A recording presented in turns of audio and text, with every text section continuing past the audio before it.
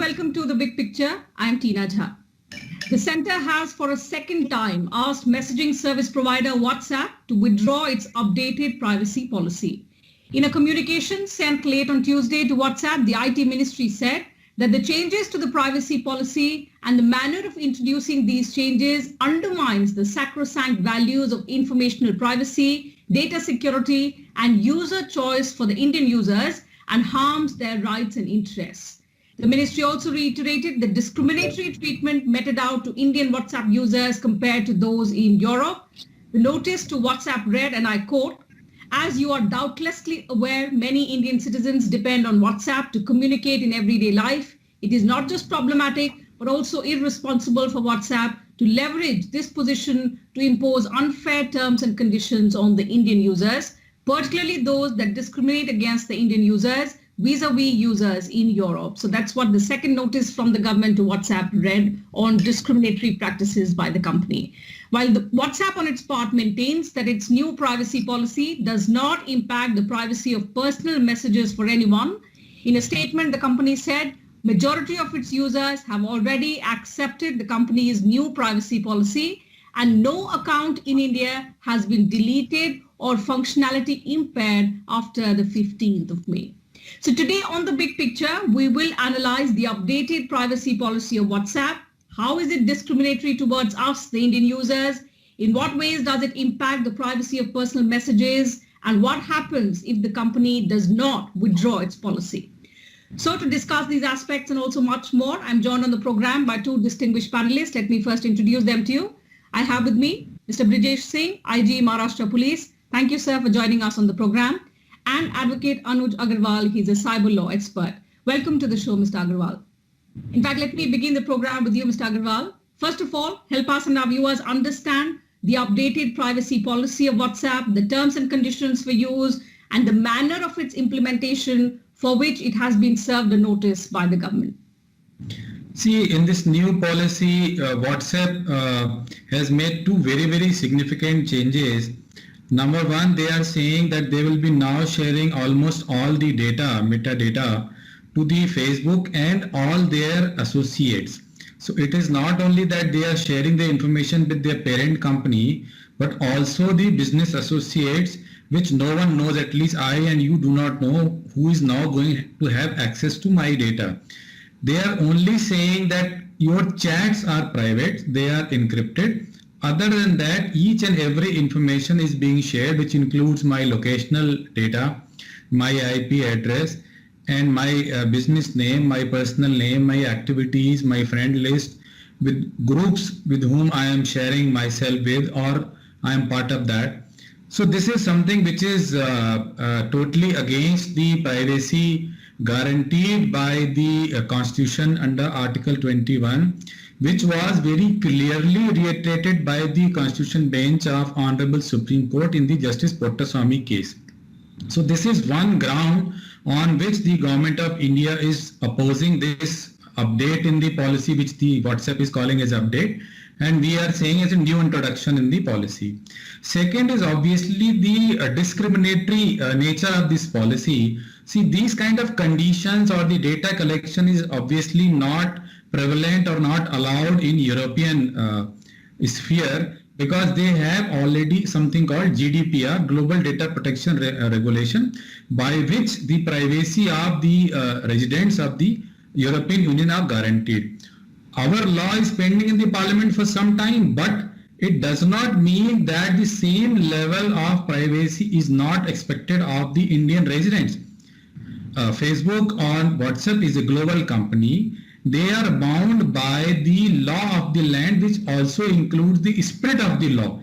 It is not that each and everything has to be written in black and white, because you cannot write each and everything in black and white. In UK, the Constitution is not even written, but it doesn't mean the Constitution doesn't exist. It is very much there. It is understood that there is a Constitution, there are values which have to be followed. So I think these are the grounds on which the Government of India is vehemently opposed to this policy, and so are the citizens and the residents of this country. Okay. Let me bring in Mr. Singh at this point in time. Mr. Singh, so what the government says, of course, is the policy undermines informational privacy, data security, the user choice of the Indian users. And this is where the element of discrimination comes into picture vis-a-vis the European users of WhatsApp. The question is, do we not have stringent laws in our country that take care of the rights and interests of the Indian citizens? So, as Mr. Agarwal has said, the personal data protection regulation has been pending for some time before the Parliament, and we expect that it should be passed anytime soon because there's a parliamentary committee looking into it. An IT Act today is not just a simple thing. It involves privacy, freedom of speech and expression, and various other things about which there are contrarian views on every side, and they all need to be looked into.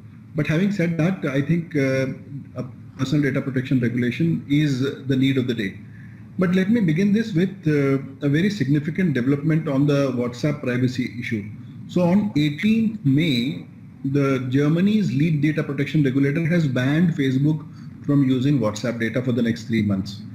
So strict action has already been taken by one country, and this basically applies to almost all 27 components of the European Union. So while they are giving a differential treatment here, in the sense that if you look at the WhatsApp policy for the rest of the world, including India, and for the European Union, you find that they are different.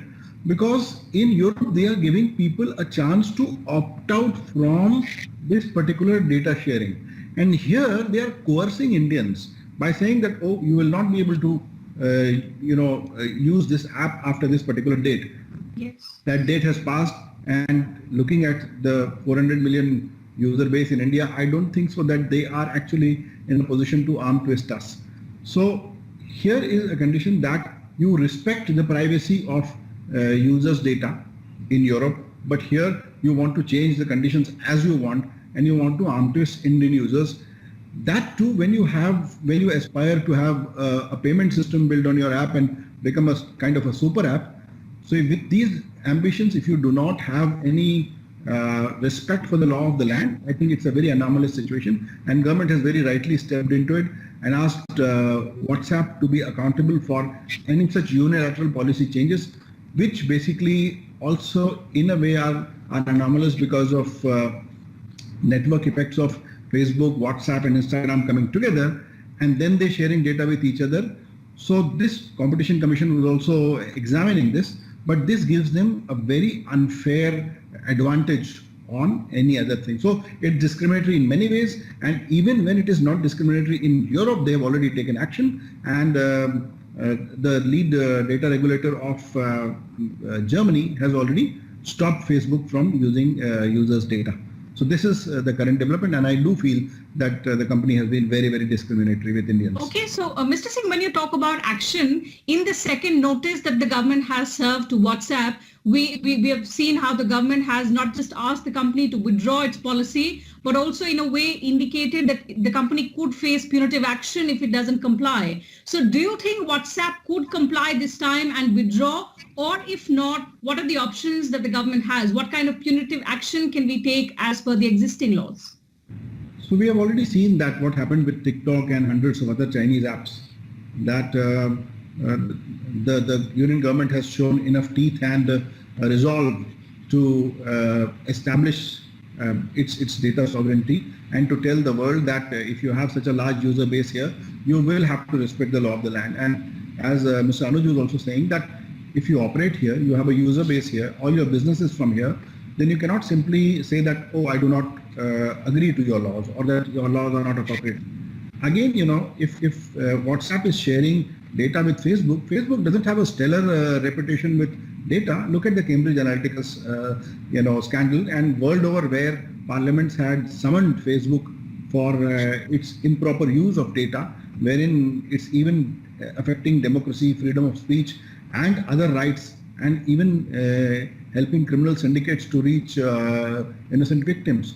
So it is time that big tech is reined in, and their position of dominance, just because it started as a free product, now you want to monetize it, and since you want to monetize it, you are putting such conditions which are coercive. And it's like that I am in a flight and the flight has taken off, and then you are wanting to change the condition, otherwise you're saying that get down from the flight. I cannot get on from the flight. So this is the way that big tech is arm twisting, and this is fundamentally wrong, and this needs to change. I think union government is on the right path. Okay, Mr. Agarwal, let me understand it from the point of view of the company now, because for a company which has more than 400 million users in India, it is perhaps one of the biggest markets across the world. Its decision faced backlash ever since it announced the privacy policy, which in a way we saw it got deferred by a few months. But despite that, despite the severe backlash, people shifting to other rival platforms as well. We've seen over the past few months how people have shifted to other platforms like Telegram and Signal. Despite that, why do you think the company still went ahead with the implementation and insists that it is not violative of the existing laws, which clearly it is? I think it is, there are two things. One is pure simple greed, which they have, and they think it is high time that whatever data of the people, the demographic profile, the metadata of the people of this country, and as Mr. Singh put it, it's a very large number. 40 crore is a very large number. I mean, it is more than the population of most of the countries in the world except China, where obviously there is no free hand for them to operate. So they think that before some government action really happens, they will be able to take away that data.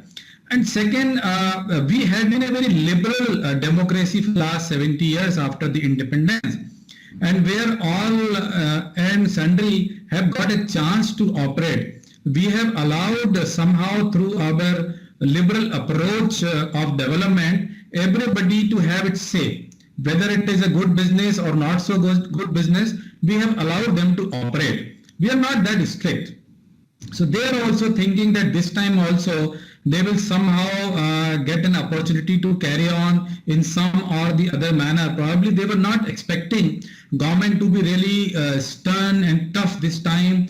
They probably thought they will issue one symbolic notice, and then with the passage of time and because of the COVID and all that, everybody being busy, the matter will simply get out of the memory of the people.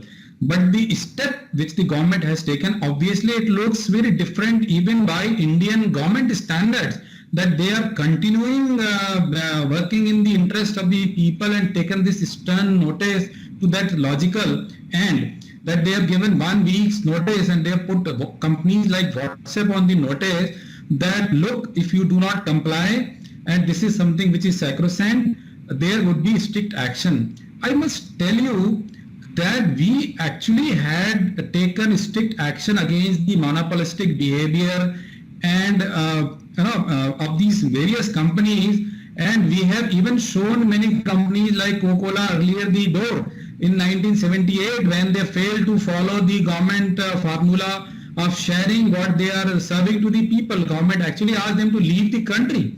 So I think WhatsApp should also remember, as also Mr. Singh said, that hundreds of Chinese apps, including a very famous TikTok, they were shown the door, they were completely banned. So I think this time they should realize that government is serious, and it is something which is relating to the safety, security of the individual also, because they are sharing the live location, and I do not know who is going to have that location. Mr. Singh, for example, is a very, very important person for the security apparatus of the state. Now his location is shared with any Tom, Dick, Harry in the world for some money.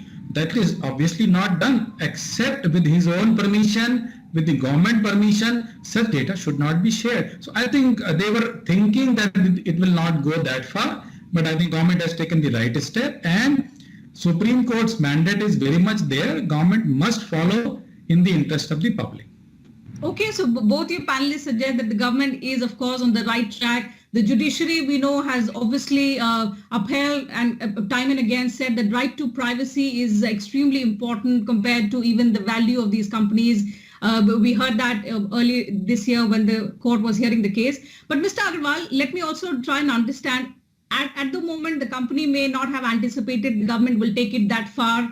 Now that the government, we know, has in a way told them that either withdraw or face punitive action, help us understand what is the status of the case which is currently under trial in the High Court, and what gives these companies, are there any loopholes in our existing rules, existing laws, which these companies are sort of taking advantage of and therefore enjoying a dominant position? Yes, there are very historical and legacy reasons for that. You see, we had this Puttaswamy judgment coming quite a few years back, and as part of that judgment, the Supreme Court has given a mandate to the government to enact a proper data protection law, and a committee under the retired Supreme Court judge was also formed, and they have given their recommendation long back, and then there were two bills which were presented before the parliament, and that bill has now again gone to a select committee, and almost 2 years have passed. You see, so this is giving an opportunity for all these companies to present before various courts of law that look, even the government is not serious, even the government is not sure, nobody is sure what privacy means in this country, how much privacy has to be made. And then obviously they are taking a very simplistic route, saying people have agreed, and they are saying government has nothing to do with that. It is between the company and the individuals, and a contract, a commercial arrangement has been made. People are accepting whatever we are saying. Please understand that even if you go by that thinking, a contract which is atrocious on one of the parties, especially the weak party, is liable to be declared null and void by the court.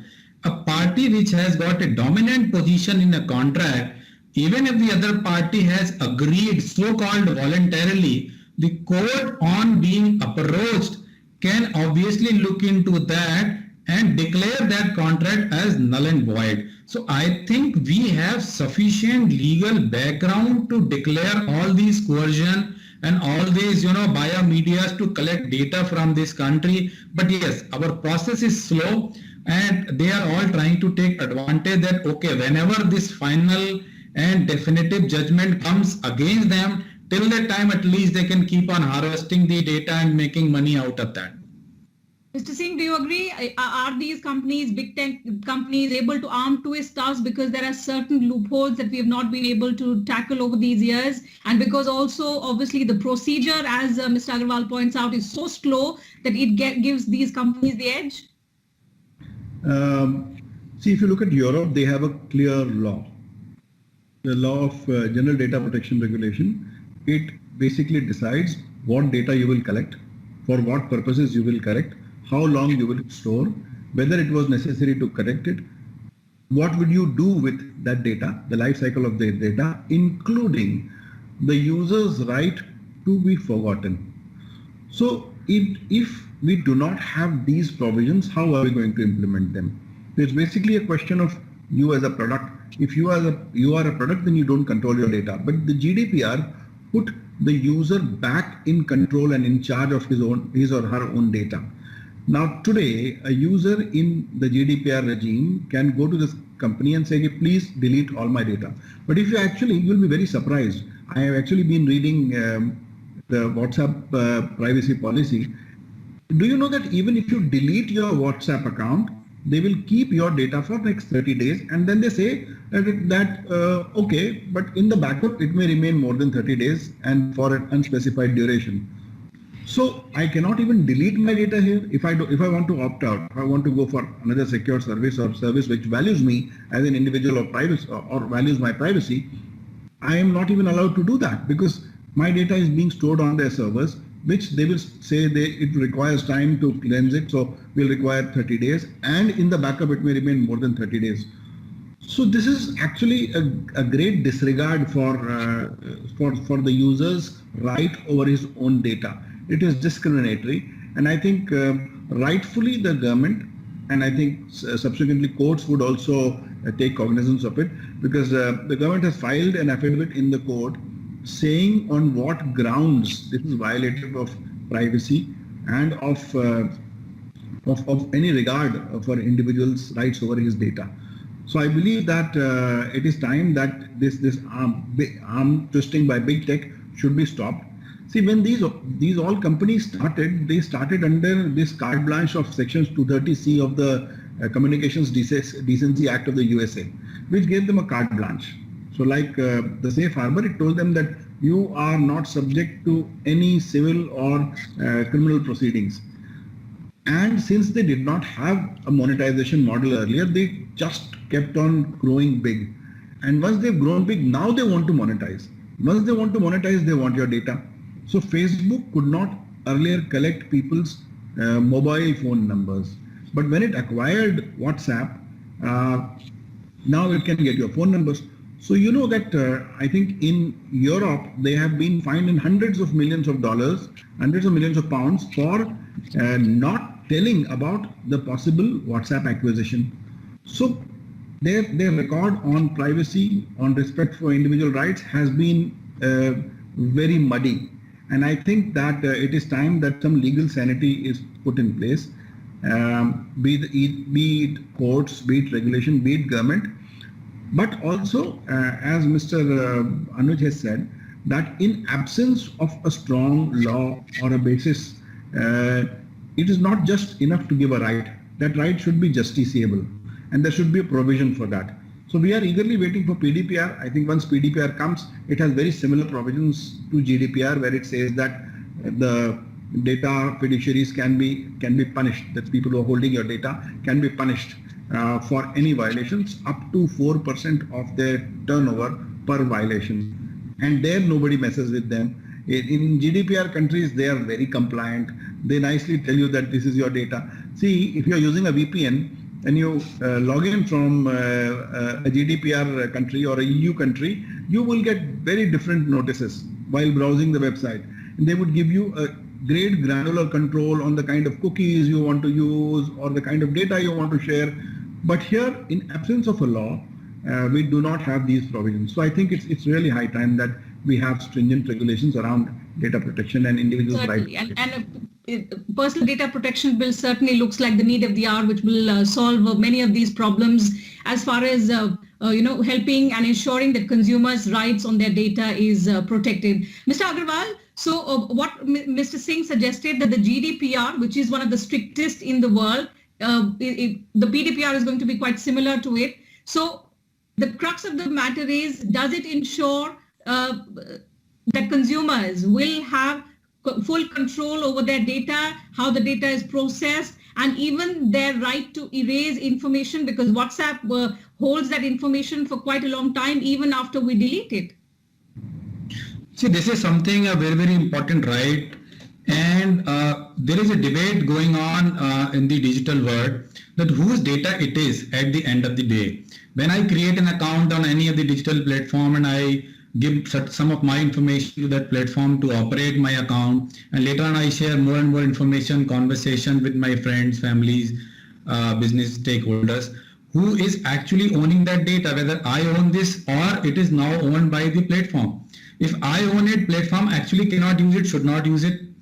If I am moving on the road in my car, so somebody who is operating the road infrastructure cannot own my car, cannot keep my car's location.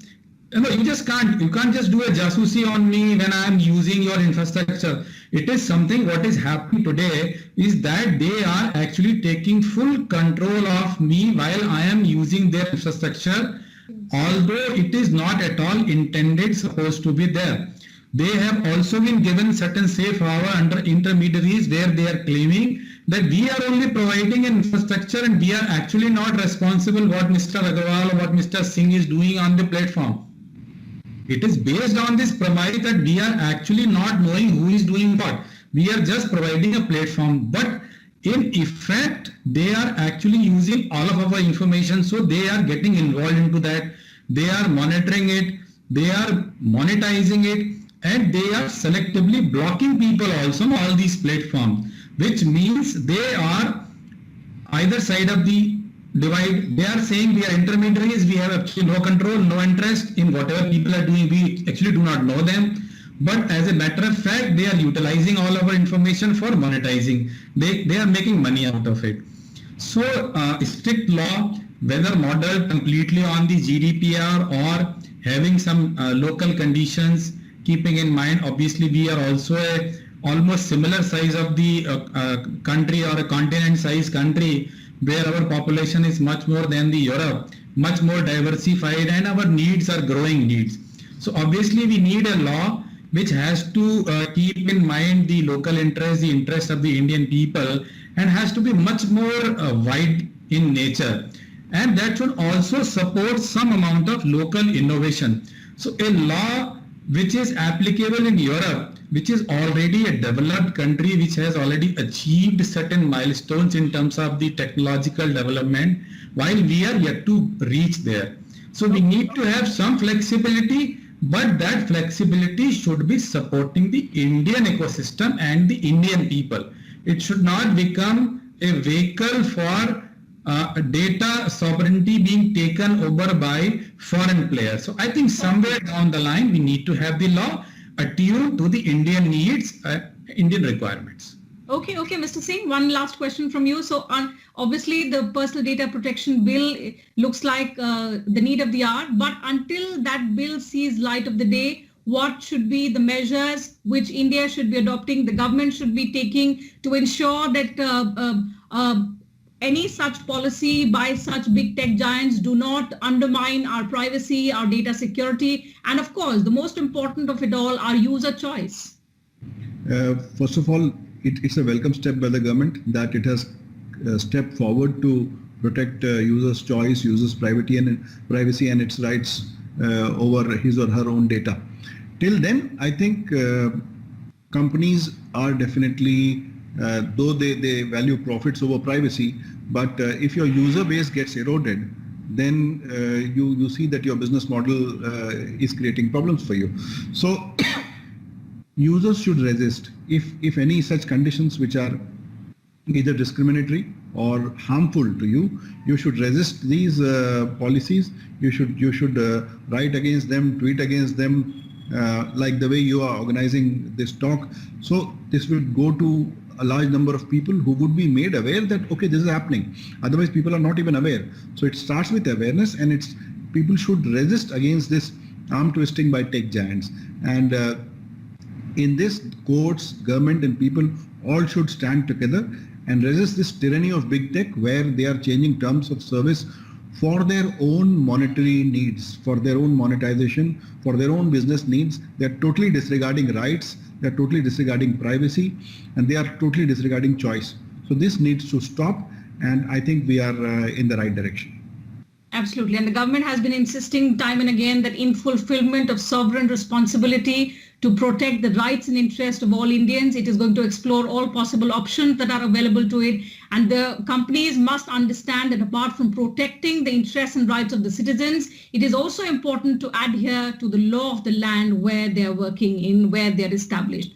So with that, I'll have to call it a wrap on this edition of The Big Picture. Thank you once again to both my guests, Mr. Singh, Mr. Agarwal, for joining us on the program today and putting things into perspective for us and our viewers. Pleasure having you on the show. Take care of yourselves and your families. To my viewers also, I want to make an appeal. Stay at home if you can. The second wave of the pandemic is not over yet. We need to take care of ourselves and our families. So stay at home if possible. But if you have to step outside, make sure you are double masked up, ensure physical distancing, and also keep washing your hands at regular intervals. These are basic precautions that we need to take to keep ourselves away from infection and protect ourselves and our families from this deadly disease. So take care and see you again same time tomorrow. Thank you very much for your time. Thank you.